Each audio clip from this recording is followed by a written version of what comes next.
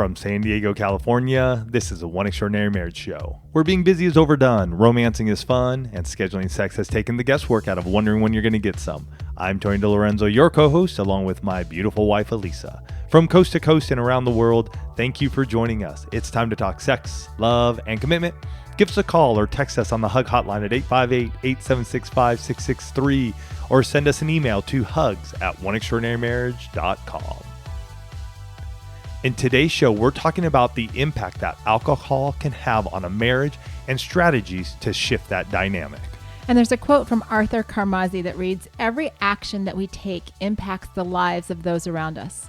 The question is, are you aware of your impact?" And as we're talking about alcohol and marriage, and that there's definitely an impact on people's lives, and we're going to be digging deep into that in today's show. But first, one of my favorite parts of the show is the hug. And we start every show with a hug because we want you to hear from other people in the One family who are having breakthrough. And if this is your first One Extraordinary Marriage show, we just want to say welcome. Yep. Welcome to the family. We're so excited to have you. And this week's hug is sponsored by Rothy's. And we're going to be sharing a little bit more about these super fun shoes a little bit later in the show. But first, this hug comes from an Instagram message that we received, and it said, "The Kiss Me Like You Mean It podcast," and if you haven't listened to it, it's oneextraordinarymarriage.com/484, and we'll put a link to it in the show notes. We will. It says, "The Kiss Me Like You Mean It podcast today really hit home for me. I always relate kissing to sexual intimacy, so I avoid it. But my husband has recently reached out to me and asked why I've stopped, and he's so crushed that I don't do it anymore. That's his primary display of affection. For me, it's just not. My parents have even joked that from the time I was a child, I was like a cat. I only want affection on my terms. I always feel bad and even guilty that I don't do it anymore. But I'm going to change my way of thinking. So thank you for talking about this subject. It awakened me to a different perspective, and I realized I need to change my thinking." Love it. That's why we get behind the mics every week, right? If one person can hear one message and take one nugget that changes how they view their marriage or how they show up in their marriage, right? It's that quote from Arthur Carmazzi that says, "Are you aware of your impact?" Some of us are going through, different actions in our marriage, and we're not aware of the impact that what we're doing, how what we're doing is impacting our spouse and our marriage. And as we start today's show, there are a lot of you in the One family that don't drink. And so you may be thinking, a show on alcohol, why do I need to listen to this? It's not even a factor in our marriage. But the reality is that in our society, you probably know someone who drinks, right? There may be people that will come across your path. I actually had this experience the other day where I was attending a high school drug and alcohol program, a mandatory program for our high schooler, and was there, got some information that I was able later on to relay to some adults that I know, because there were some insights. So you never know where you're going to be able to apply the information on the show, even if you don't think in that moment that it applies to you. So we encourage you to keep listening. And this show came about because within a span of about 24 hours, I had 3 different coaching conversations where alcohol is having an impact on a marriage. Okay. And we have this kind of unspoken rule, though I think it's becoming more spoken, because I know I've mentioned it here on the show a number of times, that when something happens in threes, it means that we need to address it with the One family. And I was hearing things like, the only way I can be intimate is after I've had a few drinks, or alcohol just makes everything easier, or I've been hiding my drinking. Right? And we've all either seen the t-shirts or the memes or whatever that says it's wine o'clock somewhere. Right. People will tell me, it's no big deal if we just have like a glass of wine every night. I mean, that's no big deal, right? Almost looking for that like approval, like validate me for that. And the truth is, Tony and I do drink. We will often we're the ones that get made fun of when we go out, because Tony and I typically share a beer. Beer is our drink of choice when we're going to drink. And that's just something that's happened over time. Yeah. For us, it's been something that consumed our lives. It's something that now is something that we can do with no problem. There have been times when we don't drink it at all. Nothing. And so over the years of our marriage, we've seen it. We've seen the destruction of it. I will say that. Personally, my own drinking habits were leading me and our marriage down a pretty dark and tough path. And I've seen the other side of it where it's just like, it's not necessary, nor do I need to have it. Now it's more of it's something nice to drink with a meal, but you will not walk into our home and find beer in our refrigerator. You won't find wine. You won't find alcohol in our house. We don't carry it. I remember my dad, when he was alive, he loved wine. He would make wine. He was Italian, that's what he loved. And so whenever he would come down, he would ask me like, Tone, do you have wine? And I'd always tell him like, no, Dad, I don't. Bring your own wine, because I wouldn't even go out and buy it for my dad, because I knew he liked it a certain type. And I was just like, just bring it and just have it. And then you can take it home, because it's honestly not in our home.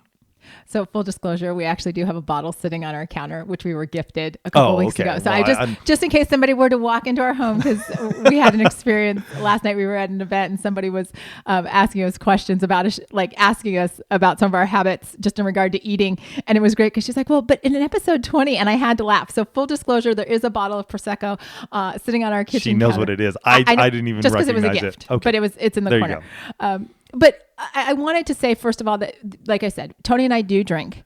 And this show is not about telling you to not drink or telling you to drink. As one of my coaching clients said to me the other day, we're all adults and we need to take responsibility for our actions. Mm-hmm. And at the end of the day, that is absolutely true. But what we know from the one family and from the question or from the answers that you all shared with us is that for some of you, alcohol is a huge factor in your marriage. For some of you, you're thinking, I might have a drinking problem. And there are others of you that are thinking that your spouse has the drinking problem. And, as we look at this, there's a whole bunch of gray, right? But there was this amazing and fabulously interesting article in the Washington Post that said they did the sample of Americans 18 and older, and about 30% don't drink at all. Okay. Right? 30% don't drink. Another 30% consume less than one drink per week. But there's this 10% that drink more, and this number was staggering. So I'm glad that the journalist dove into this a little bit more. He said that there's 10% at the very high end that drink more than 74 drinks per week, which averages to be a little bit more than 10 per day. And so he went into it and he said that's about 24 million people who drink a little bit more than 4.5 750 milliliter bottles of Jack Daniels, or 18 bottles of wine, or three 24 can cases of beer in 1 week. That's a lot. That's a lot, right? So we have these extremes of nothing and excess. And obviously, if you're on the nothing side, you're thinking, okay, what about this? And if you're on the excess side, there are people in your life that are telling you need to get help. But the interesting thing as we started to look into this is that there's this gray area. What's in between the occasional or no drinker and the person that's basically rock bottom, can't function with alcohol? Mm-hmm. And the truth is that we've had those. I remember, even as Tony was talking about just there at the opening about alcohol and our relationship, I can vividly take myself back to the spring of 1995. Okay. You'd gone to Dallas. Okay. You were at CU. You'd gone to Dallas for that marketing event. Yep. That marketing event. Okay. And he calls me and he's talking about alcohol. He's talking about being drunk and all this kind of stuff. And I remember sitting in I can picture it so clearly, sitting in my sorority room at the house and telling Tony, I think you have a problem with alcohol. Yeah, I do remember that now. They mentioned that. And it was some of the hardest words that I'd ever had to utter, because I was like, I don't know if I'm going to be in this we were dating. There wasn't even a ring at that point in time. But I remember going, I don't know if I'm in this for the long haul if you're going to be drinking like this. Mm-hmm. And we met, you all have heard this story. We met the summer that Tony turned 21. Alcohol was a very, very large part of our early years together. Mm-hmm. It was social. It was like it is for so many of you. 44% of you said that you have had a drink or two or more to numb yourselves to certain situations in your marriage. And we did that in the early years. It was like, I don't want to face tough conversations. I'm going to have a drink. Right? That was us. And the crazy thing about alcohol is that it's so socially acceptable. It's everywhere. You can buy it anywhere. You can walk into the grocery store. There are liquor stores. You can get it at 7-Eleven. Right? It's everywhere. And it's part of our culture in a lot of respects. And this is an interesting thing that I was when we were talking about this, and I was thinking about our lives, and in the generation before us, there was that generation, maybe even two before us, who possibly went off to college or maybe didn't. A lot of them went right into the workforce. Our generation was the generation that really began to see that push into colleges and then onto college campuses. And with that came, I believe, a very large, prolific exposure to alcohol. Mm-hmm. In my case, I went to high school. I think I had maybe one or two beers. This is just me. I know other guys who drank more in high school, but a lot of guys that I met, even on the campus at CU Boulder, a lot of them came from places where they didn't drink, and then we were exposed to it. And living that out, I'm even seeing it now when we go to events where I see my generation acting and drinking like they were 21 again, or 20 or 19 when they first started drinking. To me, that's just sort of like, wow, what happened there? Like it's so okay to do that. And we're in environments between our son's school and other parties, wherever we may be, we see that. Mm-hmm. And believe me, I had a good friend of ours said something many years ago, and it still stuck with me. Love this couple to death, but he said, nothing good ever happened after 2 drinks. It's something to that extent. And it's always stuck with me since then. And I was like, you know what? He's right. And so for me, over those years where this was prior to, or this was after like a lot of binge drinking and really drinking at parties to get drunk, since that point in time, it's, hey, okay, 1 drink, Elisa and I will share it, call it good. Maybe 2, but we share them, so it's 1 each, and we call it good. It's that as soon as you started to say that nothing good ever happened, like I remember, it's being in those types of environments. And it is, I mean, so often it's like college all over again, right? When you're out with your 30, 40, 50 something year old friends. And I mean, we've seen it when we've traveled. I mean, I remember going to that one restaurant in Puerto Rico when we were there, and there were all of the expats, and these were folks in their 50s and 60s. And it could have easily have been a 20 something club, right? 20 something college age out to a bar. You would not have known the difference, except they had a few more wrinkles and a little bit more gray hair. And so we're looking at this and saying, okay, what does this look like? Because you have this substance that is legal, it's socially acceptable, it's easily available, it's everywhere. And yet so many folks are moving into this place where it's becoming this crutch for dealing with what's going on in life, for dealing what's going on in the marriage. And it's numbing what we're meant to deal with, right? We weren't ever meant to be in a place where we're so self-medicating that we don't actually become equipped to handle what life is giving us. And now you could, in place of alcohol, you could be taking painkillers. You could be popping some form of pill.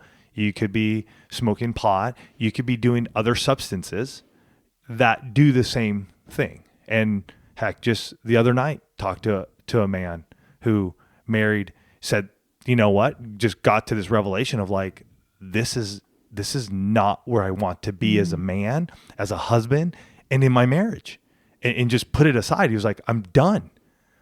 Well, and it's having that revelation that, again, going back to the quote that I opened the show with, that your actions impact other people. Is your drinking every night impacting your marriage? Is it impacting the conversations that you have? Is it impacting your sexual intimacy? Heck, is it impacting your budget? Right? There's one couple I know that they'd been doing like I can't remember if it was a glass of wine every night. I think it was a bottle of wine. I don't know. It was enough that they started looking at the dollar amount. Okay. And they're like, what are we spending this money on? Right? Tony and I, when we're in seasons where, in fact, a lot of times when we go out, I'm kind of like, I'd rather eat than have a drink. Like if there's a really good dessert on the menu, I want that over having a glass of beer. Because I'm like, wait a minute, you've got chocolate? Like I don't need alcohol to trump chocolate. It doesn't in my world. But you get into this place where, like a lot of you, the drinking has moved into, you start thinking, maybe we've got a problem here. Or maybe like some of you in the one family, there have been DUIs. There have been those conversations where the drinking has become a deal breaker. Or is even, and we know this because you all are so vulnerable and transparent with us. There are marriages in the one family that have ended because the drinking never got handled. Because there was so much self-medicating, so much not dealing with the issue, so much saying, you know what, I do need a drink to be intimate with you. I do need a drink to be physical with you. I need a drink to even just share my emotions. And I want to say, we need to look at the fact that alcohol is a depressant. Right? We have this epidemic of depression in our society, which, again, I mean, here we have this generation that, went to college and partying was a thing. Then we have this, massive rise in depression. And I don't have the statistics on that, but you talk to anybody, you can't watch TV. Yeah. You can't watch TV without seeing, ads for antidepressants and things like that. And yet we're probably drinking more alcohol, obviously, according to some of those statistics, more alcohol than ever before. Mm-hmm. And there was this interesting article on addictioncenter.com that's talking about the fact that alcohol does depress the central nervous system. Hello, that's definition of depressant. But it also, because of that, results in our inability to react quickly. And it reduces an individual's ability to think rationally and distorts judgment. Which are all important in our marriages, in all areas of our intimacy, from emotional to our financial intimacy, to our spiritual intimacy, to our sexual intimacy. Each one of those depends on us to be there for our spouse. I was just going to say, we need to have that clarity, right? We so many people think that they're just drinking to that place where they're like, I just need to lower my inhibitions. Mm-hmm. Right? Like which we've done. Like I just need to take the edge, quote unquote, take the edge off. Right? Because then I'll be more loose in the bedroom. It just makes it easier for me to have those conversations with my spouse. And the fact of the matter is that then the person that's having the conversations, the person that's having sex is a distorted version of you. Mm-hmm. It's an impaired version. It's not the real you. And we have to be aware of this because ultimately, and I see this time and time again, ultimately in marriages, we want to be loved 100% for who we are. So when you're taking in a substance that distorts who you are, there's a danger that you're not going to be known. And that when you're having these conversations, you're like, I don't know if they love me or if they just love, in this case, the alcohol version of me. Mm-hmm. And we've got to be wary. There's actually a term out there called gray area drinking. And it's the folks that aren't on the, not doing it at all. And they're not on the binge, but they're in this gray area where they're like, maybe there's a problem. I'm thinking a lot about my drinking. And I don't know what to do. I don't know how to get into this place of what does life look like without the crutch, without the necessity of alcohol. And I know for many of us, it's the social pressure. Mm-hmm. It definitely is. And I will have to say, having been there at times when both sides of it, from drinking a lot in social situations to not drinking at all. And hey, let's just drink because we're all here and we're partying at a football game, to I've had to step back and just say, I'm not going to do that. And hearing the razzing from guys going like, what, you can't have a beer, or why aren't you drinking now? Or what are you, like some goody two-shoe now? You have those. And that's a tough place to be individually. I mean, because when you want to make a stand to say, hey, I'm not drinking anymore, it's amazing how many people will come up and ask you why. If you have a red Solo cup in your hand, though, nobody will say a thing. Mm-hmm. But you can make that decision. It really needs to come down from the core of you and why you're doing it. And I think Elisa said it so beautifully, is that, man, there was a point that I felt like, does Elisa love this intoxicated version of Tony, or does she really know the real Tony anymore? Mm-hmm. Does she know the man that she married? Because there was that point where every time we went out or whatever we were doing, I had to have 3, 4, 5 drinks. And so that was a big realization for me to just go, wow, I need to take a step back and really find out who I am again, because this isn't what I thought I was supposed to be doing, or the love I was receiving from Elisa. Well, we know that there are a lot of you that are like, I can't even, like, I can't even imagine this because I don't drink. And others of you that are listening to this and saying, that sounds like me, or that sounds like my marriage. what can I do? And I want to encourage, just as we jump into this, that you just go into this with an open mind on what you can do. Before we do that, we want to thank this week's sponsor, who I mentioned at the top of the show, is Rothy's. And Rothy's has quickly grown to a most loved, gotta have them brand. And it's no surprise that they have over 1,000 nearly perfect reviews. I love my black honeycomb shoes because I have the black honeycomb points, and I love them because it doesn't matter if I'm wearing jeans or a little black dress. They're perfect. They are. And I love them. Straight out of the box, they fit like a glove, which it's not often that you find shoes that you just put on your feet and you're like, I can go spend a day. I did airports, weddings, all over with these shoes. And they're so amazing because there's no break-in time, right? And it blows my mind every time I put them on that they're made out of recycled water bottles, because which is pretty awesome. We're a sports family. We go through a lot of water bottles. And so to know that they're being used and that they're machine washable, I've never had a pair of shoes that are machine washable. So no more stinky shoes. I just wash them and then let them air dry. So want to encourage you to check out all of the amazing styles that are available right now. Go to rothys.com/one. I personally have my eye on the red camo. I like camo, and the red is just, that's fun. But go to rothys.com/one to get your new favorite flats. You're going to get comfort, style, and sustainability. And these are the shoes, ladies, that you have been waiting for. So head to rothys.com/one today. So just jumping into this and thinking, what does the role of alcohol look like in your marriage? And what is the alcohol being used for, right? If there's anxiety in your marriage, if there's fear, if you know, and I would even encourage you this week to just look at your drinking in your marriage, right? Why are you drinking? I would even put a tally up, from today for 7 days. Mm-hmm. If you are drinking. If you're not, you wouldn't have to do that. It may be this is the time that you go to a friend who you noticed who has been drinking, or maybe talking to you about it, and just go, hey, listen to this. That's you just being somebody of integrity and loving on somebody that For somebody else, it may be, hey, just have in your calendar just a little tally, tonight, today. I know one buddy of mine, we got to sit down for dinner with a bunch of guys, and we were just talking about some breakthroughs we've had over the last 90 days or from the beginning of the year.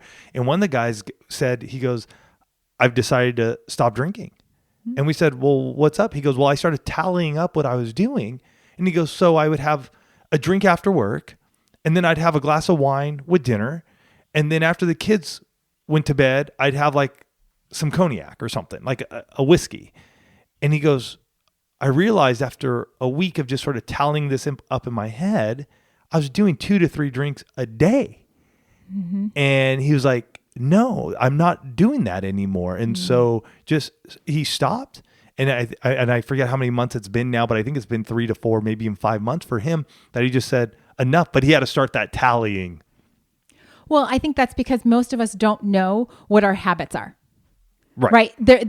Our habits, whether they're good or they're bad, whether, we're talking about, how much time we spend on social media or what we eat, because some of these habits are so literally mindless. Mm-hmm. We don't think about them. We just do them. And so we're not aware of what we're doing. And so the tally really becomes that way of going, okay, what does this look like? And, it's evaluating not just the tally of how much, but when and why. Mm-hmm. Right. There's a reason, guys, that we start each and every show with a hug. And it's because we want people in the One Family to know that they're not alone, that what you're going through is not an isolated thing, that there are other people out there like you. That's the same reason that we get behind these mics and we share these topics, because we want you to know that you're not alone and that there's hope. And so that if alcohol is a situation in your marriage, if it's a challenge in your marriage, you're not alone. But you don't have to stay in that place. You don't, whether it's gray area, whether it's binge drinking or whatever it is. Look, your life and your marriage were designed to be extraordinary. And if there's stuff that you got to deal with, then there's stuff that you got to deal with, because no amount of alcohol or nicotine or opiates or whatever is going to actually deal with your situation. You have to deal with your situation. And if that means that you have to get help, here's the deal. You'll be stronger and better equipped getting the help than turning to the depressant. Right? Let's call it what it is. Say, I'm going to have a glass of depressant today. right? It sounds a little different. Oh, that sounds a lot different. Like, I'm going to have a glass of wine or I'm going to have a glass of depressant. Just let that sit for a second. And again, Tony and I are not saying don't drink. We're not pointing, but we're saying take a look at it and the impact that it's having on your marriage and the why. Because there's a phenomenal TEDx speaker. Her name's Jolene Park, and she actually is the one that coined this phrase around the gray area drinking. And she's got an incredible YouTube. You can Google her. We'll put a link to it. Let's put a link to it. Yeah. Because I think it's really important because she talks about having this zone of resilience. And the zone of resilience is not about having, medications and all this kind of stuff. It's about taking care of you. And I think so often we turn to other things because we've stopped taking care of us. We've stopped spending time in nature. We spend our time in these boxes that we call our homes or our offices. We're constantly plugged into something. And so we don't ever just, get out and see trees. It's why last year was such an epic year for me, because what did I do? Every day I got out and went for a walk when I was doing my 1,000 miles. And I'm so aware of preparing for the show. I'm like, I'm not spending enough time in nature. Right now. This is me. It's impacting me, right? Because we were designed to interact with our environments, and not the manufactured ones, but the ones that God created. Mm-hmm. Whether it's hiking or biking or, being at the beach or whatever it is, we were designed to do that. We were also designed to do more than take, short, shallow breaths. I don't know. Some of you are very aware of your breathing, but most of us aren't. Again, it's one of those like mindless. The only time we're aware of our breathing is when it's not working. When it's taken away. But we're not aware of the fact that most of us don't take deep breaths. It's interesting. It's just like last week's episode when we were talking about kegling. You know what I mean? It's one of those things you bring it up and you're like, oh yeah, let me do that. Mm-hmm. Let me do that. Or the show we did when, Kiss Me Like You Mean It, oh wow, I'm not giving you big, passionate kisses anymore. But when it's brought to my attention, it's like, oh yeah, let's do that. And this is one of those places. It's like, yeah, well, I breathe, and yet am I taking big, deep breaths of fresh air, other than like when I am working out, which I've started doing again, that like I'm gasping for breath. So, but on my day to day, I don't think I would say that 10% of the time that I would be like, I'm taking a big old deep breath. You're lucky if it's 1%. Most people are lucky probably if it's 1%. And I can't remember if it's 3 or 5 deep breaths. There's different medical research on that. But 3 to 5 deep breaths can actually relax your whole nervous system. Wow. But we don't do it because we spend all of our time going, oh, I got to do this. And so we're more hyperventilating than actually breathing. Wow. The other thing that we're not doing that really does make a difference when it comes to alcohol is we're not spending time with other people. I mean, like we think we are, right? Because we're sitting on the couch with our spouse and our phone. And so of course we're with somebody else, or we're out to dinner with friends and we're on our phone, but we're with other people, or we're at the office and, everybody's there, but we're all in our cubicles, right? We've lost, I was praying for this morning at our women's prayer, praying for the fact that as socially connected as we are, we've lost the desire in some respects, and actually the ability in others to go out and put ourselves into community. Mm-hmm. And yet we've never been in such need of having other people in our lives. Here, can I go down that path just real quickly? One of the ways that this can happen though, is you cannot wait for somebody to call you. You can't. You have to be the one that's willing to step out and say, hey, let's go do lunch. Hey, let's go grab a coffee. And it's okay if somebody says they don't have time right now. I remember there was a time in my life, and it's interesting because I think about this when I was heavily into drinking. It wasn't a time when Elisa is bringing up here of isolation. Like I didn't have a lot of friends. There were people around, and yet I really couldn't call anybody a friend. Like I had a lot of surface friends, and so it was much easier to go down that path. It's been a much different deal though when I've reached out to people and said, hey, let's just go grab a lunch. Because I think lunch is a great time, because typically the drinking isn't happening at that point in time either, especially with a lot of the business guys I hang out with. But I will have to say that I really dreamed of having this friendship pool, and yet nobody was calling me. And so what I learned and I had to do was reach out to others.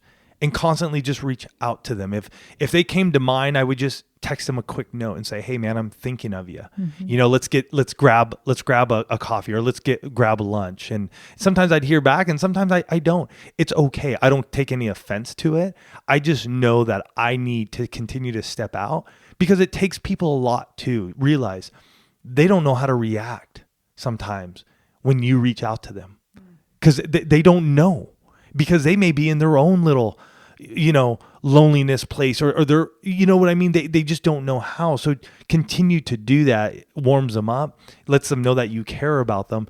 And then those relationships begin to build. And then you get to a point where it's like, how many friends do you have and how often can you go out? That's where I am now. And that's a positive problem. And that's a positive problem, but it took some time to get to that place. And I'm glad I have, because the relationships mean so much. And it may be in different environments. It may be, it may be within your church community. It may be within your fitness community. So many of you love doing fitness in somebody's garage or at a gym together. It may be, outside because you do it at a park, but you're doing that together. Mm-hmm. It's so true. And it's looking at, your community, your breathing. It's looking about what you're, honestly, this is such a crazy thing. It's looking about what you put into your body and how you move your body, right? Not just the alcohol that you're putting in, but what food are you eating? How are you choosing to move your body? You want to get rid of the yuck, the junk, and all of that kind of stuff. Get your body moving and feed it healthy.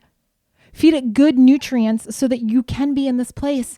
Because here's the thing. At the end of the day, you don't need to do your marriage impaired. Mm-mm. You don't need to do your marriage in the gray area of worrying about, like, what's my drinking? You need to do your marriage authentically and genuinely you. And it may mean that you need help to get there. But what's on the other side of you getting help is a marriage that is going to be truly extraordinary. Yeah. So make sure you guys, you look at this. Hey, there's no judgment.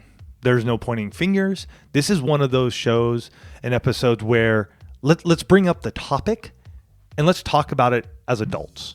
You have to make that determination for you. That's all we're saying.